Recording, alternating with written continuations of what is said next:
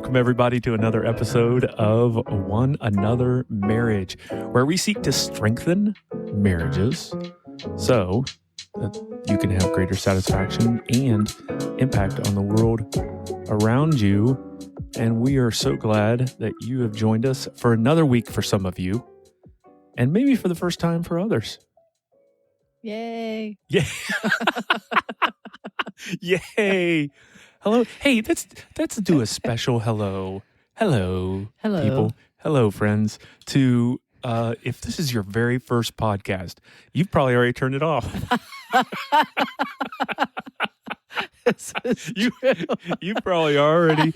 You know what? If it weren't for the intro music, you would have already turned it off. But you're like, I sure hope they bring that back again, and maybe this will be tolerable. Like, who are these dweebs? What is going on? What is wrong with these people? What is wrong with these people? Welcome to One Another yahoos. Marriage Podcast. And you know what? If you are a returner, which many of you are returners, we appreciate it. You obviously return because you're one another couples. You get this. You get what we're doing.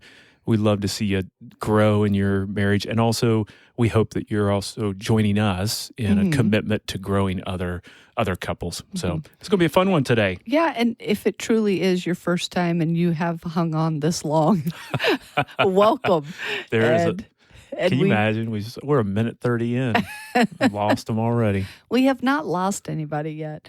Oh my goodness. So stay with us, please. Stay with us. No, like we really, yeah.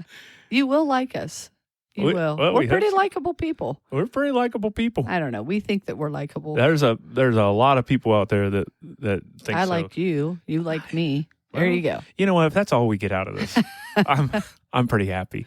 The Mabrys marriage being strengthened, that's not the only reason, but that's worth it right there. Sure it is. Yeah? Yes. Whatever. Okay. We're just being silly right now. Here we are in the middle of September, babe. Hey, I know, right? Yeah. Good night, almighty. We're in the middle of September. And last time we were talking to the peeps, it was before we took our little trip.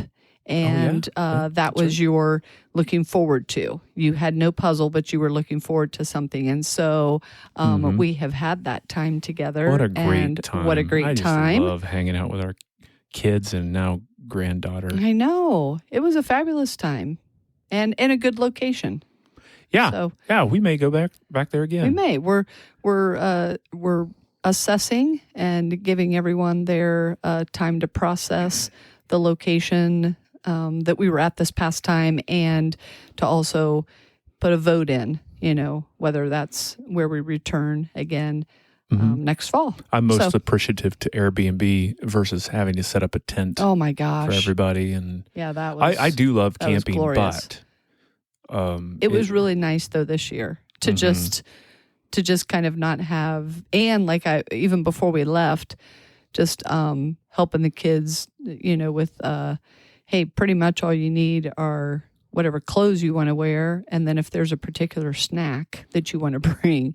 But really, I mean, if you wanted your own pillow to sleep with, other than that, we're so used to packing everything else in, and we didn't have to this time. I'm all about ease for the vacation. It helps our marriage for sure. We have a much more peaceful traveling time, and when there's less. Boy, do those personalities come out. We were just on personalities for the last 3 podcasts. So, how do you guys do? How do you out there? One of the couples, do you enjoy, or how do you do with your level of complexity on vacations and weekends away? Do you mind a great amount of complexity, or do you want it to be as simple as possible? Right. And I know for a fact there are listeners who say, "Do not put me out camping.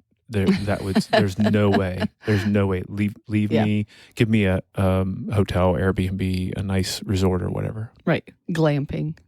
But then others are campers. They use campers, but then there are folks that are campers. They are people who camp and they tent and everything. But marriages are built in the outdoors, tent camping. And we did that for many, many years. So there, we have built a strong foundation. All those new people, 5 minutes in, you can turn it off because you learned one new thing. Camp with your spouse. There you go. And build your marriage. Build it up. All right. So anyway, today, let's get into what the episode's going to be about. Yeah. We are going to be talking about the benefits of coaching, and specifically the benefits of having marriage or relationship coaches. Mm-hmm.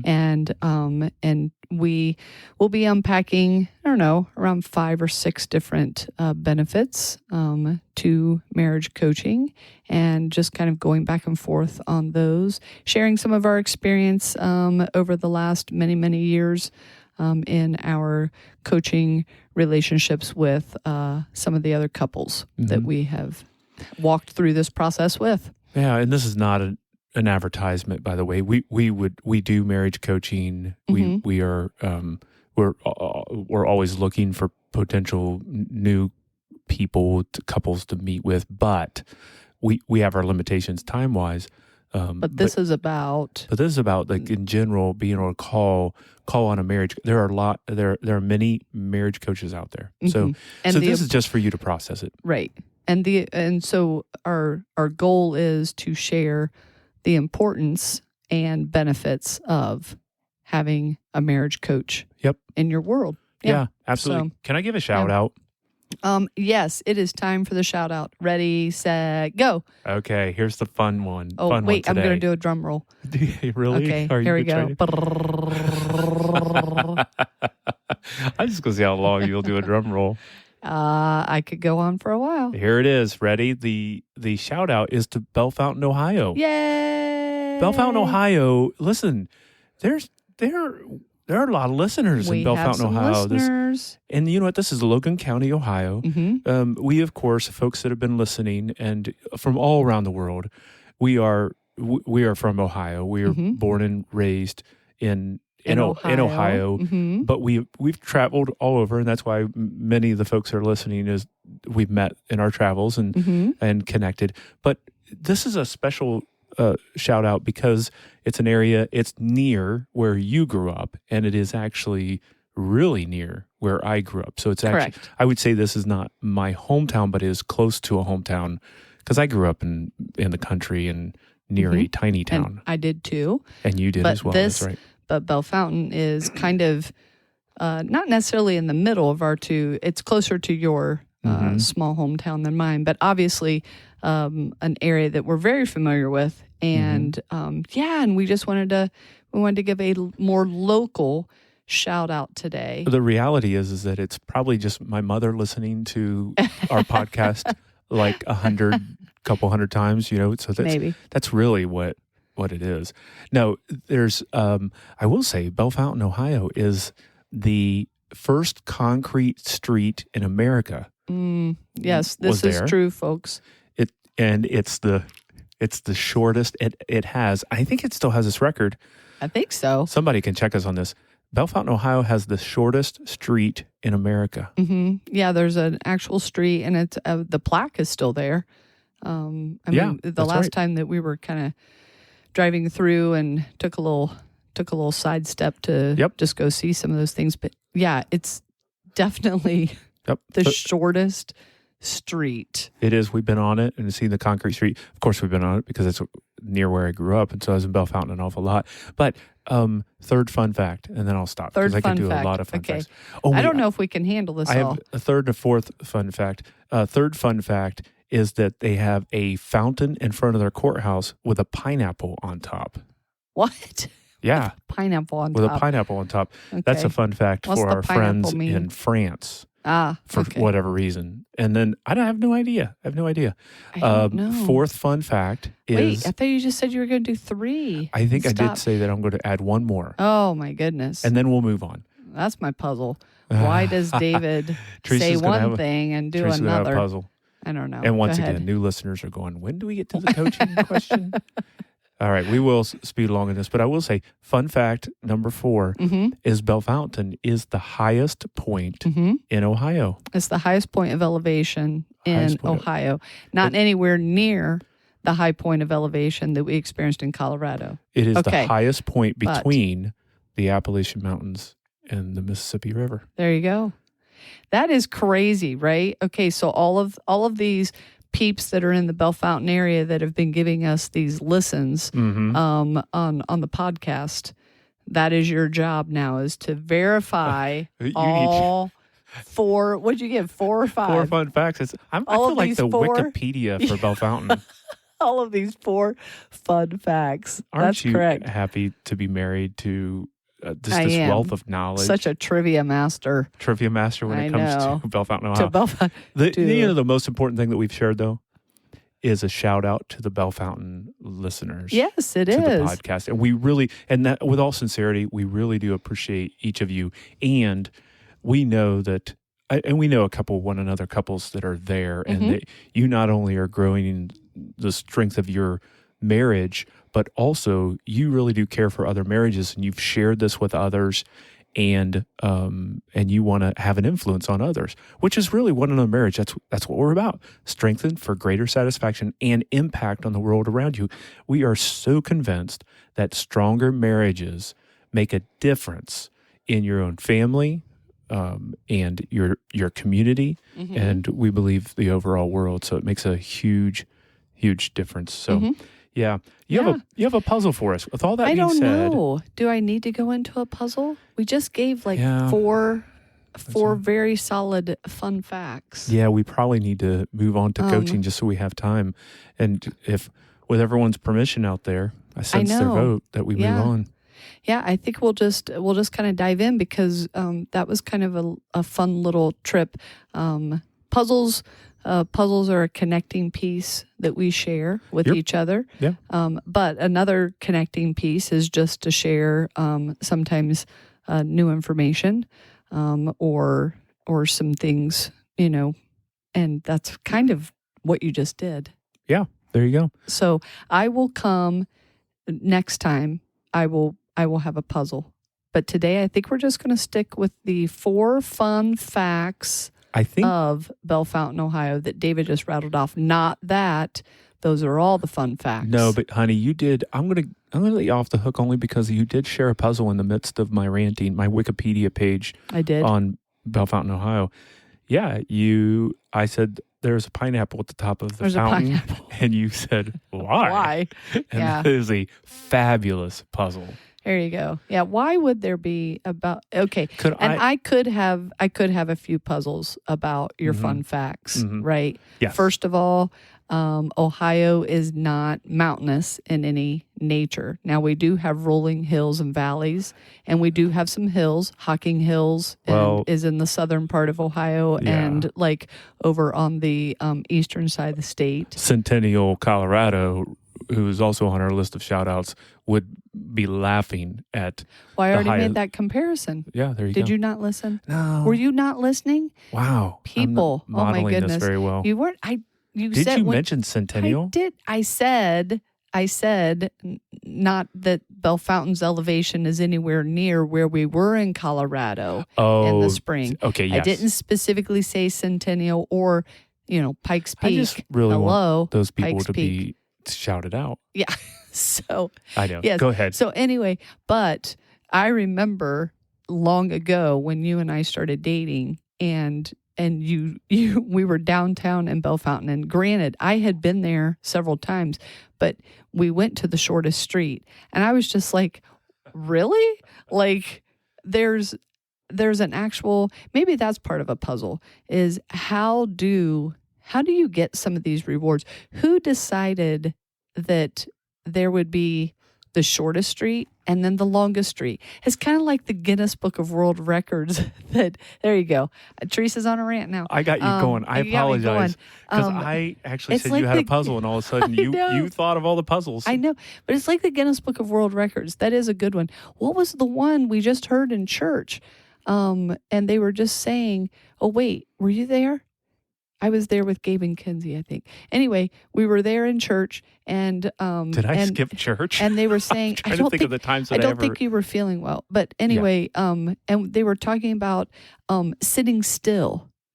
Sitting still. Were you there for that one? I don't remember. But so who in their right mind thought, here's the deal, I'm going to sit as still as possible and time myself, and then this will become a world record. Yeah. And like the person literally sat still for like hours. Yes. Sat still. And then they said the record held until so-and-so from like somewhere on the other side of the world from us right here. And they sat still for like over 30 hours. I was there. Come on. I was there. It was last week. Come on. 2 weeks ago. How do you sit still for 30 hours? Yep. Now, people, somebody's got to go to the bathroom at some point, and there's no more sitting still then. You have to move in order to do that. That is just crazy to me. I'm glad you got a puzzle in. I know, but that is crazy to me. There you go, peeps. And I know that somebody out there agrees with me, is who decided a Guinness Book of World Records would be the shortest street. Let's go back to Bell Fountain. And then somewhere there's a longest street. And then somewhere there's somebody still sitting trying to break the record for longest sitting still. It is silly. Folks, I want to just tell you, you can email us at info@oneanothermarriage.org. Oh my gosh. To give feedback on this long rant that we've given. But instead, instead of continuing to rant, we're going to move on to what is coaching. Hey, let me tell you what the definition of coaching is. Gotcha. If I may. Yep, go ahead. Nope, if I can we're ready. Move us forward. Yes. Although I think that's really cool what you shared. Why, thank you. Thank you very much. That's right. All right, but anyway, into the episode now. What is coaching? What is coaching? The concept of coaching actually started in academia back in the 1800s. And so the idea was that a professor or a teacher would come alongside a student, and they would guide the student from one point to the other. So their goal was to complete the course or to learn new material.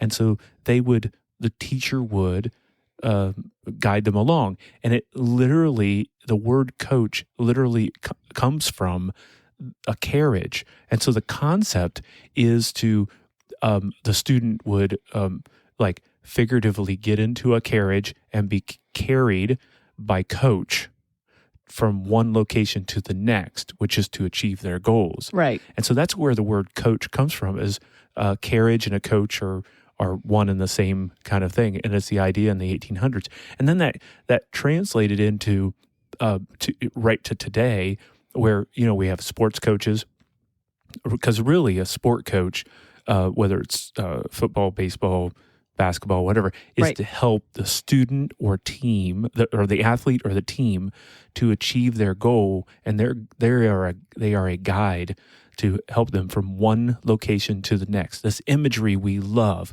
So you may have a life coach, you may have a health coach, you may have a financial coach, and so throw in there relationship coach, marriage coach, right? And so the idea is that you would get into the carriage or the coach and go from one location to the next to achieve your goals. That's the idea behind, and that's the definition of coaching, is moving from one location to another with the help of another individual or individuals. Right. So marriage coaching for Theresa and myself, it's we meet with couples together, and our goal is to sit down with a couple and hear what their goals are, and then help guide them from one location to the next to achieve their goals going forward.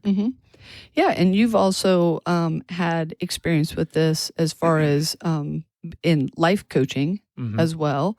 Life and business coaching. And business coaching, correct. Leadership coaching is another term that we would use. Yeah, and you have been doing that for several years and are currently active with some people in coaching them through leadership, business. That's right. And deal. A lot of the concept behind coaching is it's not counseling. Right. Counseling, Big just difference. to clarify, counseling we value tremendously, but primarily counseling helps with healing from past woundedness or to process past experiences that may be holding one back or impacting one's present. That's what counseling speaks into, that past and oftentimes the present and how one is adjusting. Coaching deals primarily with the present and how to move into the future going forward. So the techniques, if you want to call them the skills and techniques of coaching, sometimes there's instruction, but a lot of times they're just asking the right questions and helping guide the person. Unlike a mentor, but although there can be mentoring components, it really is that being present and when it's appropriate, giving the right skill set, handing over certain, as we say, tools or skill sets in order to be successful, and then coaching them through the proper use of that skill set. Which is actually the first benefit that we wanted to talk about. That's right. So you're kind of setting us up for that. Right. So we'll list 5. Let's list 5 benefits because our time today. And the first benefit of coaching is to set up premarital couples for success. Correct. And so it's this is the first benefit are for those primarily younger couples, but not always a young couple. But you think about a couple that they're not yet married. They hope to be married or they're going to be married, and they go through a premarital process in order to premarital coaching process in order to learn skills, gain new knowledge, and to be coached towards the practice of a long-lasting, healthy marriage. Because marriage is tough and a joy, and they may not realize that. Right. And not to be mistaken with when a couple is premarital, they're going to get married, they have a pastor that's going to be marrying them, and they sit down with that person and have like a session or something. A lot of times people are like, oh no, well we've had premarital prep. And I guess what we're talking about here is, coaching it's going to be a little bit more of a longer time getting to know somebody, right? More than one conversation. More than one conversation, yes. correct. Yeah. And so not to be dismissive of if as a listener, if you're a premarital person or you've recently been married and you're like, oh yeah, well we did that. And it's like, well, we're talking about more than just discussing the ceremony. Yeah, and or here's this book, read it, and then get back to us. I'm glad you put a qualifier there that we really value the many pastors that are out there that they invest in young couples to help them prepare. But I appreciate your clarification, and that is it's not simple in the fact that here's just a book, move on. Right. But coaching actually, and I'm telling you, young couples, if you're listening, hear Theresa's point very clearly. Coaching for premarital should be an investment of your time and sometimes your financial resources. Right. Because it shouldn't be just free. In other words, and I won't go on a rant, I'll just say it real quick and then we'll move on. And that is, if you're paying the DJ more than you are for premarital coaching of some kind, you may be out of balance a little bit because the DJ will be here and gone. You'll have a good time, party on for your wedding, but you want to invest in your marriage long term. We strongly encourage, but of course we're going to be rightfully biased in that area. But some of the things that premarital coaching goes through, what are some of those highlights? Some of those highlights would be communication, conflict resolution, family of origin, finances, sexual relationship, roles and responsibilities. Yeah. I mean, all of these things. Yeah. And, I think for the premarital couples that we've had, and I'm even talking, okay, they start premarital, they get married, and they still engage with this coach, this relationship couple that is a coach for them, even into that first year, of marriage.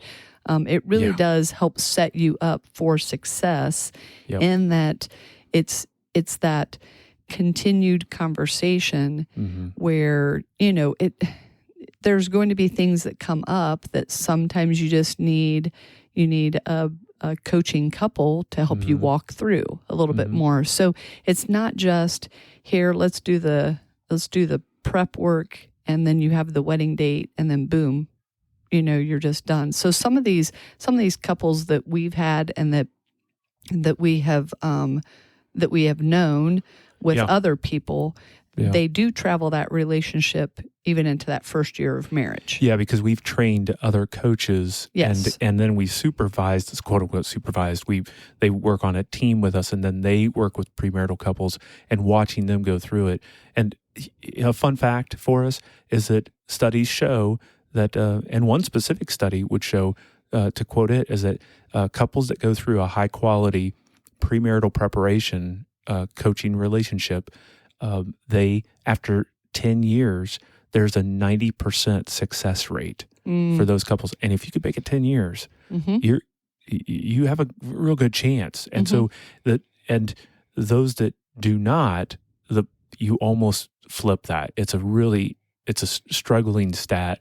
So here's the thing. The takeaway is that not everyone gets married is doomed to divorce, number one. Right. And number two, if you really want a long-lasting, healthy, vibrant marriage, prepare for it, and you prepare for success. Set yourself up for success. So Absolutely. That's number one. Number one. Number two, another benefit of marriage coaching is it's really good help in times of crisis. Yeah. And we know that for sure because we have a lot of couples who reach out to us in crisis, and they need some marriage coaching, and so that is there's always going to be some crisis couples, and so having this healthy relationship couple walking with you and walking you through some of these areas that you need to navigate, helping you, coaching you on some of those exact same things we just unpacked with premarital communication, better conflict resolution, understanding who you are. I mean, even to the point of the personality that we just did in the last 3 podcasts. I mean, a lot of times people, they get into their marriage and then they're like, oh, wait, like your personality is just like this. And it's like, well, that personality was the same personality that you married. Yeah. Just now it seems maybe more magnified at times. Yeah. So, and certain things can happen along that, that can send couples into a little bit more of a crisis situation. So what we find is that there are couples that have situational crisis, that it's like, hey, our marriage is we're doing well, or we're doing just okay, and then all of a sudden something happens. Triggers. Something triggers. Now this something can feel like, and there are a lot of layers to what I'm about to say, and we'll keep it simple for now. And that is, it could be infidelity. We would argue that there's a lot more that led to that infidelity, but you may be in a marriage that you felt like things were okay, and then all of a sudden, bam, you get hit with that. And then it could be a loss of a child, a loss of a parent, a loved one that you've lost.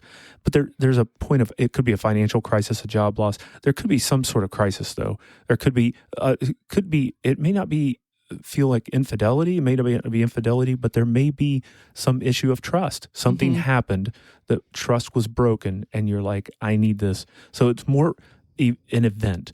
The second kind of grouping for crisis could be an ongoing deterioration of the relationship that it could be neglected.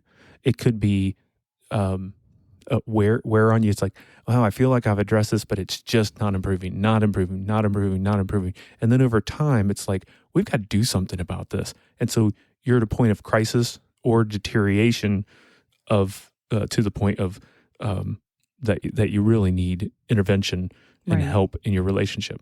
So our roles as coaches the benefit would be someone to come alongside you and be your strength when you feel like you don't have the strength.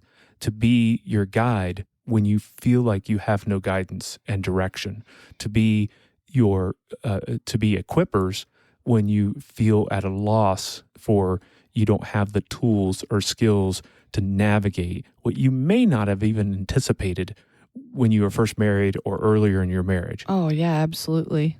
Yeah. I liked all those words. Those are really good words.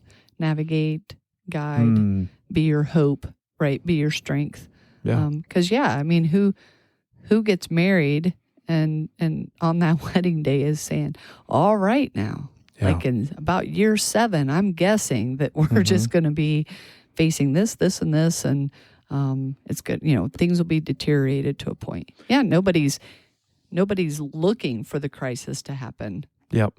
So before we move to the next one, I do want to give a shout out warning kind of thing, and that is we've heard from many folks that. And, they use counseling and coaching interchangeably, and they're not the same. And we'd love for a new trend to happen, and that is I have a marriage coach or I have marriage counselors, and those are two different things. Right. And as marriage coaches, we're adamant that we don't pretend to be counselors. And that is a shout out to our counseling friends who may bristle a little bit when they hear that someone's coaching and they're acting like counselors. But regardless, the idea that someone says, and so this is a defense of both coaching and counseling, it's couples who we've heard say, well, I went to a counselor, I went to coaching, and it didn't work. And we would challenge that, yes, sometimes there's not a good fit, or the coach or counselor is not very good. That could be. Right. We don't deny that. Right. But there are many times that we find that couples who make those statements didn't work the plan. Right. They didn't and we've also had couples that have struggled executing what they've learned, and we've tried to coach them towards better relationship habits and skills. Right. And if you're not practicing them, it's not going to help.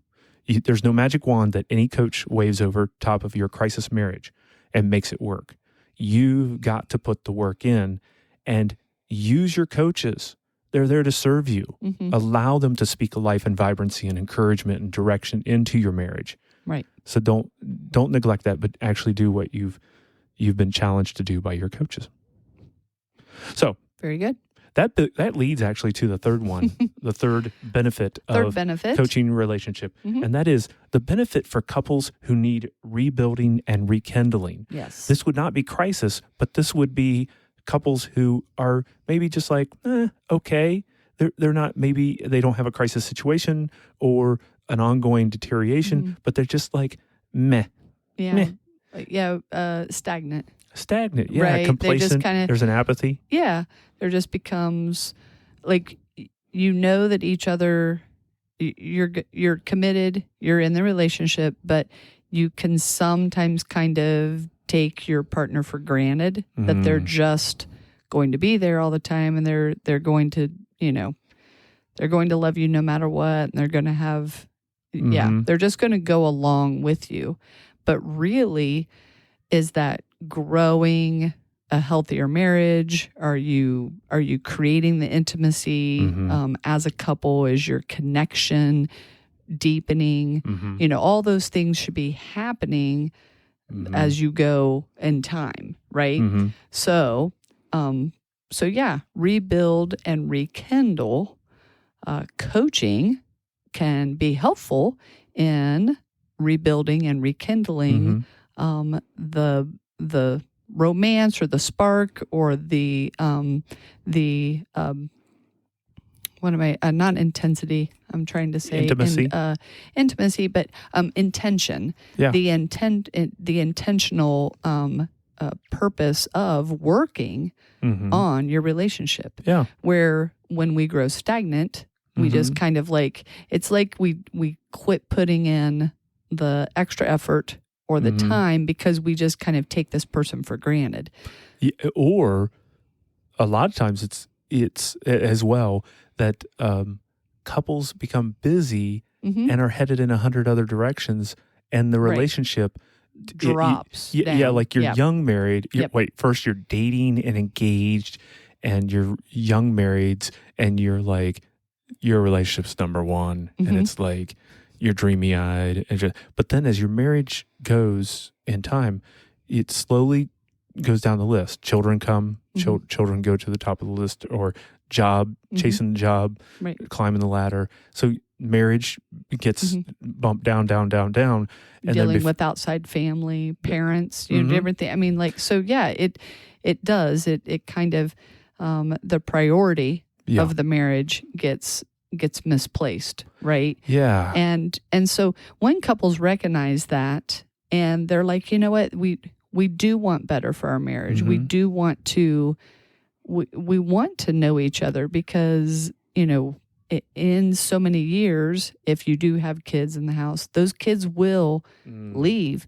And then what? You don't want to look at each other and be strangers. So how can you rebuild and rekindle your relationship? And one of the ways is you could meet with marriage coaches that then would have an intentionality to work with you on what goals do you have for yourself? What do you want to see your marriage look like? And how can we help you get there? That's an excellent point. It would help work through some of those more challenging years where marriage is dropping in priority. But then I love that you pointed to empty nesting, because very few couples look forward and say, oh, I need to prepare for empty nesting. It kind of, from our experience personally and seeing couples, it kind of happens upon couples, and they're in the state of shock, like, wait a second, what do we do now? And it's an intentionality of working on that marriage. And marriage coaches, and that's a great question to ask potential marriage coaches, is what do you, we're not in crisis, we're not newlyweds, we're not in crisis. What do you do to help us kind of bump out of this place of complacency, or how do you help us rekindle or rebuild? So, yeah. And I think a second question, or another question, would be connected to this that goes to the fourth benefit. And the fourth benefit is that a marriage coaches can help in guiding you through times of significant transition during changes. And so empty nesting is one of them. Right. Children come in, new job, moving to a new community. So major times. Others would be retirement. Retirement, yeah. Job loss. So it could be a job change and a positive. It could be a job loss and a negative, right?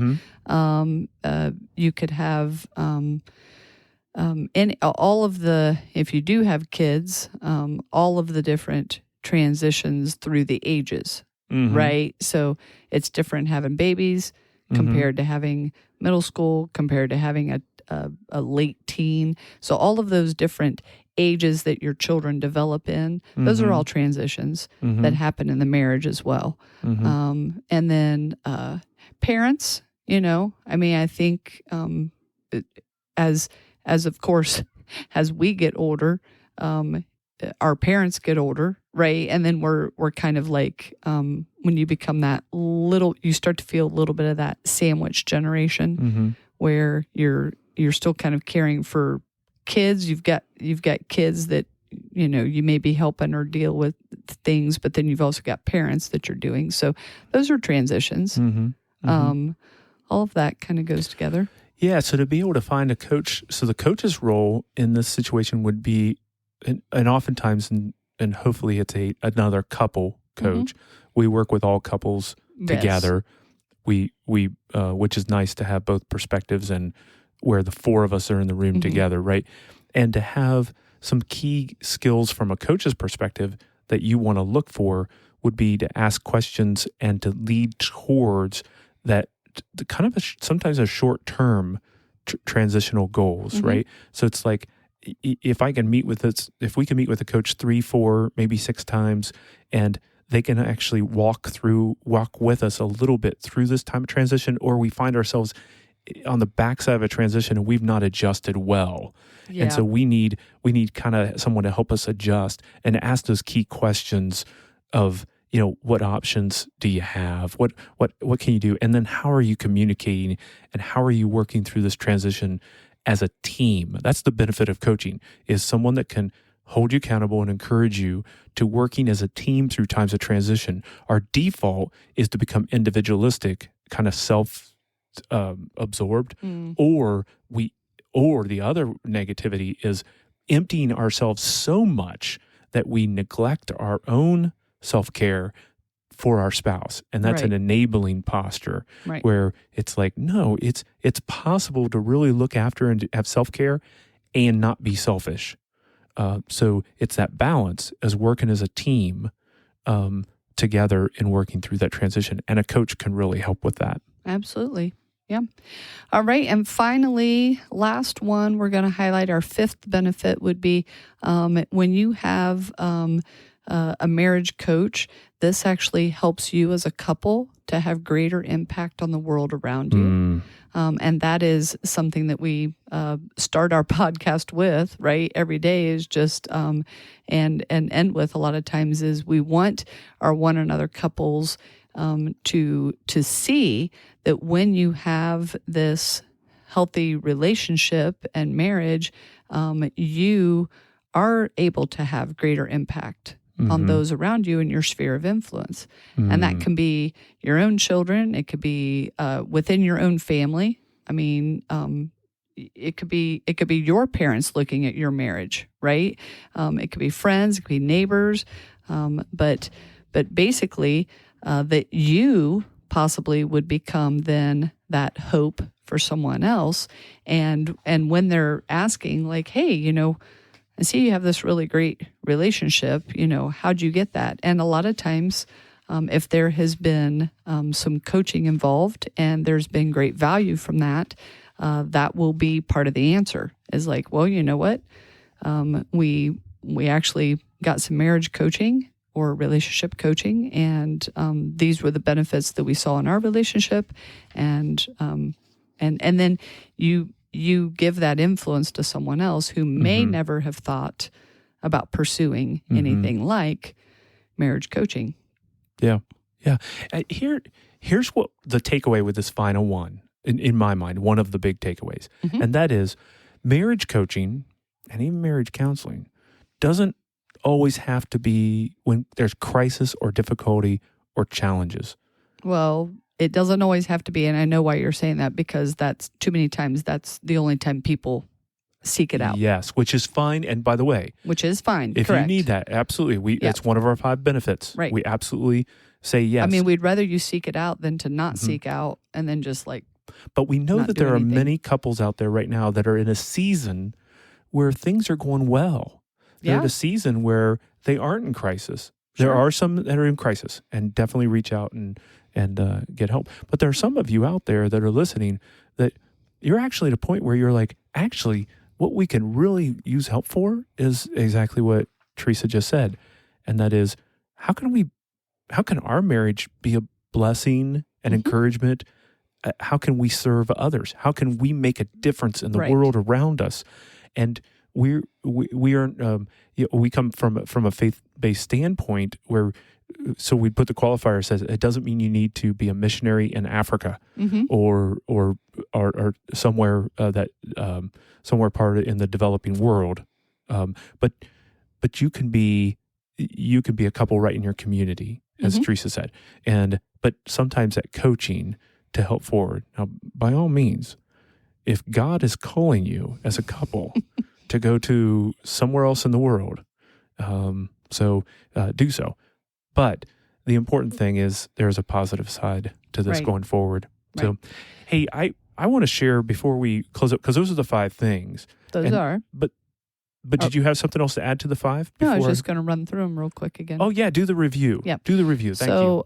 Okay, so the 5 benefits that we outlined today are, as a premarital couple, marriage coaching helps set you up for success. Okay.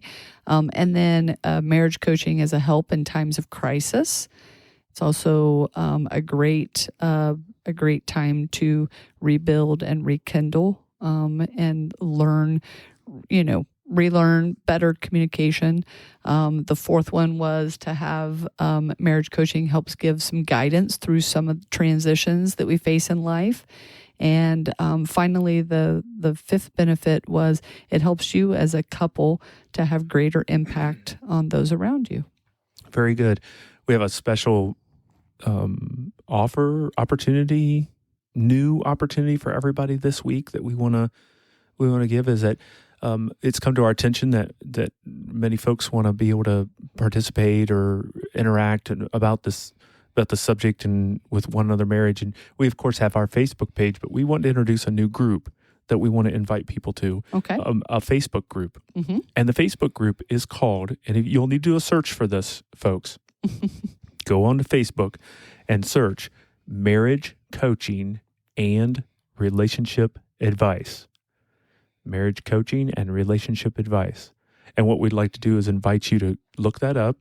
Pretty sure you can find it. It's brand new. We've actually made this brand new in order to help people to interact. And this is a group actually where you can give feedback, not just for us, but you can share helpful hints and encouragement on relationships and marriage. And we will also be posting on there as well. And so we want to invite you to become part of this new Facebook group. Or maybe you read a book and you found it very helpful for your marriage, and so you want to post about the book and what you found helpful or whatever. So it's an avenue by which we can engage a little bit more with each other, and so we're excited about it. We've just put it out this week. And so you're going to see very few members right now, and you jump on as some of the first to jump on board. We would appreciate that. So, hey, the verse of the week is coming to us from Ephesians 5:21. I believe we've done this before, but I really want us to come back to two different verses, Ephesians 5:21 and 1 Peter 4:9. Okay. Ephesians 5:21 says, submit to one another out of reverence for Christ. And 1 Peter 4:9 says, offer hospitality to one another without grumbling. Mm-hmm. And so we want to encourage you with those words, and hopefully we hope that your marriage is growing, your relationship is growing today. And hey, would you take an opportunity to rate and review and like and subscribe? Mm-hmm. Yeah. And just share. That would be the last one. So I had to think through what you just said. Rate, review, like, subscribe. Yeah. Rate, and then review. share. I mean, if you find this helpful information in any way, and you obviously would know others out there who have marriages and relationships, and so share it with others. And we really appreciate that and value that. And thank you so much for your continued faithfulness and listening. And yeah, we look forward to seeing you the next time. Bye, folks. Bye-bye.